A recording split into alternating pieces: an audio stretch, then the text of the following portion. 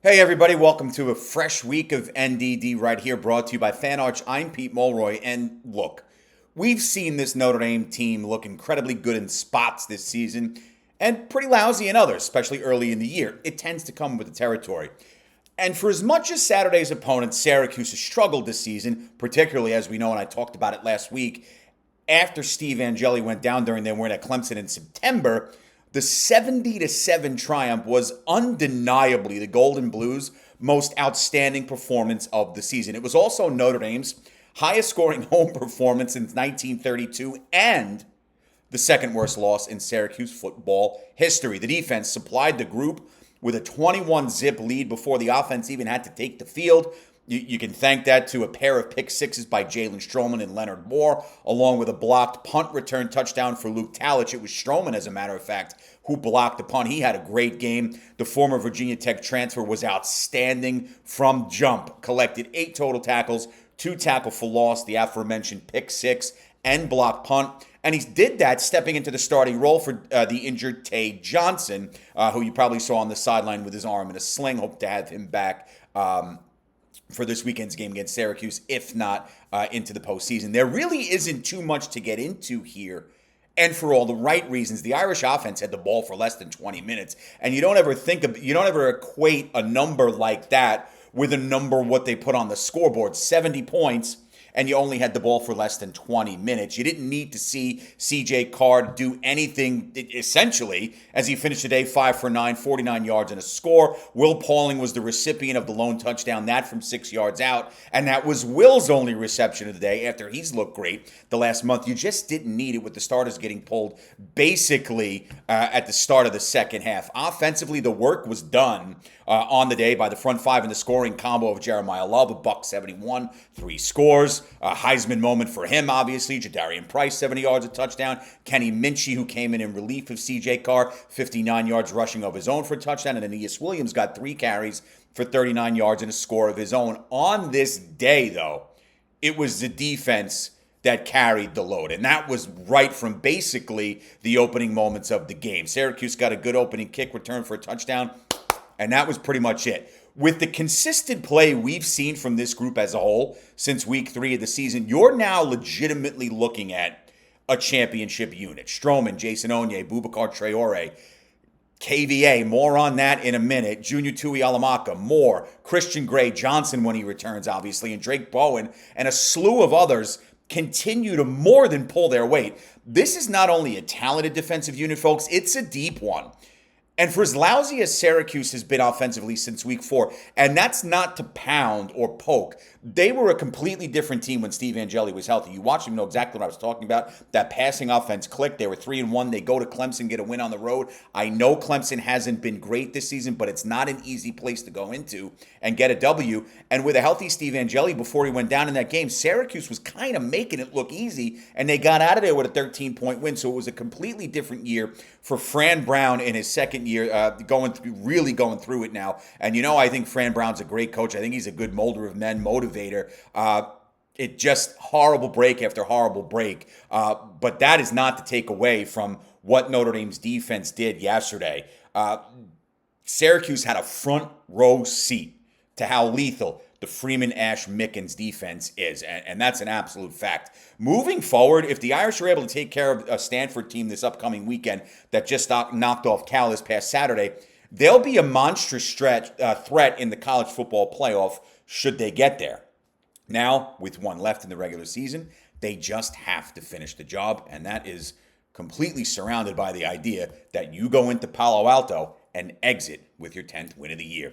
I talked about last week some of the games the Irish might have an eye on over this past weekend, and while the first priority is always winning yours, it's nice to get some help along the way. This past weekend, Notre Dame did get some, but not as much as they, including myself, probably would have liked. It would have been nice had Oklahoma fallen to Missouri and Norman on Saturday. And while the Sooners didn't look great, they did pick up the win to remain a 2-loss team right in the thick of things. And as the bracket breaks now from the CFP, if the tournament started today, Notre Dame goes to Norman in that 8-9 matchup, Oklahoma 8, Notre Dame 9, and that is significant. USC beating Oregon on the road did look feasible for a bit, but ultimately Ducks too tough at home. A Trojan win there would have knocked the Ducks back with 2 losses while making Notre Dame's win a couple of weeks ago over USC in that slop fest in South Bend at 7:30 at night look that much better. It just didn't materialize. Additionally, we kind of had some fun with this one. Virginia Tech defeating Miami, while it would have been nice, was never really going to happen. Miami didn't look great in that one, but they do win by 17. I think it was 34-17. For what it's worth, a VT win there would have also stopped a lot of this nonsense with the noise in comparing both the Canes and the Irish. I get the head-to-head argument. It's not something that's going to go away. It shouldn't go away. It should be discussed. But the CFP committee's already said, not 6 days ago, that at present they are not comparing Notre Dame and Miami. Does that change down the road? We'll see. The window is closing here. Regular season finales abound this upcoming weekend. Then you've got conference championship weekend. You'll have the final selection show. We'll see where we are. It's fun, right? It can get agitating. It can get uncomfortable. It can be nerve-wracking. But I think you're fairly confident here based on what has been told to us by the committee, what we've seen in the actual released rankings, it's not conjecture, that are out there. Notre Dame 10-2, they're going to be in. Is it an undeniable fact? No. But do you have pretty damn good confidence that if the Irish finish 10-2 on a 10-game win streak, the way they've been punching people in the face and ducking the shots coming their way, that they're going to be in? Yes, absolutely. Now, this past weekend on a positive side, outside of obviously Notre Dame's win over Syracuse, was that 1 week after railing Pitt in the Steel City, the Panthers then go to Georgia Tech and clobber the Yellow Jackets. That's big. That makes last week's win for the Irish over the Panthers look even better, which is big this time of the year, and it's going to look even sexier if Pitt re-enters the top 25. Now, as far as this upcoming weekend concerned, outside of Notre Dame Stanford, I'll get more into some of the games that'll be worth monitoring this weekend later in the week. But for now, the important thing is that Notre Dame is 1 win away from ending the regular season on a 10-game win streak. There are games that are going to be noteworthy entering this upcoming weekend. We'll discuss them as the week materializes. And as far as tomorrow's CFP ranks, and I'll just close this segment with this, I could see the Irish jumping Oklahoma. Just based on how the Sooners looked against the Missouri team. Missouri plays great defense. They're physical. They're in your face. They don't do dumb things. They don't commit penalties, and they play hard. But they've had some real offensive issues because of the litany of injuries they've had at the QB position. Oklahoma, a better football team, just never really put them away. I wasn't overly impressed with them. I know they were coming off the win over Alabama. Never an easy thing to do, regardless of where the game is, who's coaching them, who's playing for them. Alabama's never an easy W, but Oklahoma got the job done a week ago. Just didn't look great this past weekend. Doesn't mean much coming from me, no, but I could see potentially when the new rankings come out tomorrow night on ESPN, Notre Dame jumping Oklahoma.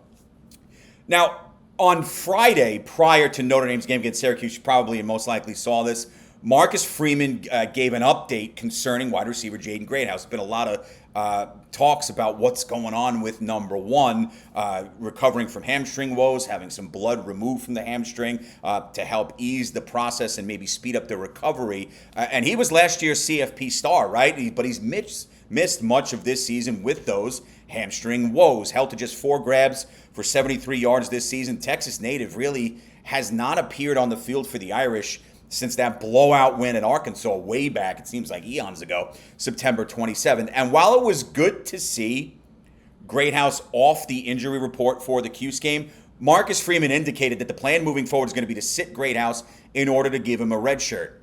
That, of course, would provide him with an extra year of eligibility, which is beyond significant. However, and I don't think we see this coming, but should an absolute, in what Marcus Freeman called a glass-breaking in case of emergency situation arise, Greathouse will be ready to roll, even at the expense of that extra eligibility. That would include the college football playoff. Should the Irish reach the 12-team postseason event and elect to have Jaden play, the games he participates in will not impact his redshirt status for next season. In other words, postseason games don't count against the 4-game limit for a player redshirting. Greathouse has played in 4 games this season. As long as he doesn't play against Stanford, even if he plays in the CFP, which is highly unlikely, it's not going to happen. those games, regardless, would not count against him maintaining another season of eligibility via redshirt for the 26-27 season. So you feel for the kid. It's great to hear that he'd eat that extra eligibility to help Notre Dame reach the promised land, assuming they're able to win Saturday and get into the college football playoff. But then extending another year of Jaden Greathouse healthy with that explosiveness he brings to the field and the run after catch ability. You gotta get those hamstrings healthy, and you just want the best for the young man first and foremost. But man, is he a weapon when he is full go. Luckily, that Irish offensive unit has really developed into its own cohesive group, especially on the outside. Faison, Pauling, Malachi Fields, tight end Eli Raritan. Love in the passing game has looked good. Involvement with KK Smith, sprinklings of Micah Gilbert, who we saw a little bit this past weekend. So they look pretty good there. You want Greathouse right. You want him healthy. You want him sound of mind as well. So getting that extra year of eligibility and not having to use him, I think, is big. I think it's a win for everybody across the board, including number one. And just to wrap, I did mention KVA. Unfortunately, there was, for as much as there were overwhelming positives Saturday in the 63-point win over the Orange, there was a huge negative from the contest. Notre Dame linebacker Kingston Viliamu-Asa, the highest graded player for the Gold and Blue on defense this season, suffered a left knee injury in the first half of the game. As a result, that knocks him out for the rest of the campaign. His season is over. The campaign ends for KVA. 48 tackles, 3 sacks, 5 QB hurries, a pick, and 7.5 tackles for loss. With the final stat, they're second on the team. This is a massive blow to the defense, obviously, and you feel for Kingston first and foremost. From a football perspective, it now means the likes of, and I'll throw out the first name, Madden Faremo, and then your leaders, Drake Bowen, Jaden Osbury, Jalen Sneed, Tui Alamaka, Traore, Jordan Botello. Nice moment for him on senior day. Will need to continue to play at high levels here to help ease the burden of losing the disruptive playmaking KVA. This is a huge loss. But that goes back to what I said in the opening segment about the Notre Dame defense, yes, being a legitimate title-winning type defense because they have starting caliber talent, obviously, but they're deep. This is where you're going to need that depth. People like to use that next man up term, and I get it. It's a mantra that teams use here, but you're looking now to fill a void by a player who was not only an incredible athlete, incredible nose for the football, unbelievable intelligence for the game, but he could just blow up the opposition's front five and get in that backfield and create plays if it needed to go laterally or vertically, sideline to sideline, whatever it was, drop back or get in your face. KVA is the complete package. And for as much longer as Notre Dame's season continues, they will not have the services of KVA, which is a big loss. In addition to his season-ending injury, reserve corner Chance Tucker, who appeared in 4 games prior, is also done for the season after going down with a left tibia injury. So it's crap news. I get it. On the heels of Notre Dame, 9th consecutive victory, you lose your probably best defensive player outside of Leonard Moore, could we say. Nonetheless, it's a huge blow. And again, you feel for Kingston first and foremost. But now I think you do have the utmost confidence that the group will step up and rally around this because this defense is damn good. And we've seen it for almost 2 months now. So no KVA the rest of the year. Sucks. But I think it's fair to say you have real immense confidence in the group as a whole to continue to get the job done. And by the way, before I get out of here, wasn't it fitting to see the last snap of the game for Notre Dame offensively taken by Tyler Buckner on senior day? That was awesome. It was probably scripted there. If it worked out by Marcus Freeman, it was a job well done by everybody. That group hug with Steve Angeli that we saw was pretty damn cool as well. A lot of respect on both sides there for a lot of guys that have certainly left their mark on not just the Notre Dame football team, but the University of Notre Dame as a whole. With that, have a great rest of your day. I'll see you all tomorrow. Have a good one. And as always, go Irish.